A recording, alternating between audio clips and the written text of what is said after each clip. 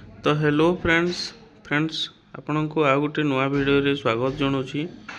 तो आज वीडियो रे आमे आलोचना करिबा जोटा कि कन्या विवाह पई जो मुख्यमंत्री आमर घोषणा करिसंती 2025-24 आर्थिक वर्ष पई बजेट आसीची। सही बजेट रे कन्या विवाह पई देखंतु टोटाल 12 कोटी टंकार बजेट रही।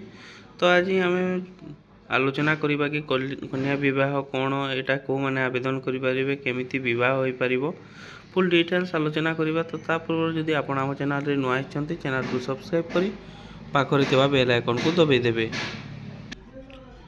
तो फ्रेंड्स देखंतु कन्या विवाह योजना जोटा कि ओडिशा सरकार तार नामकरण करछंती आद्विका योजना भाबरे, जो थरे कि 2025-26 वर्ष रे आमर देखंतु 2,90,000 कोटी रो बजेट ओडिशा को मिली, जो थरे कि देखंतु टोटाल 12 कोटी पई 12 कोटी खर्च करिवे राज्य सरकार कन्या विवाह पई, जो थरे कि एही योजना रे को माने आवेदन करि परिबे। देखंतु गरीब श्रेणी रो लोक माननकु एही योजनाटी मिलिबो, जो माने कि गरीब थिबे, जो माने तांकर संतान माननकु झियो माननकु विवाह करिबा पई असमर्थ थिबे, तो सेही लोक माननकु एही योजनार लाभ मिली परिबो।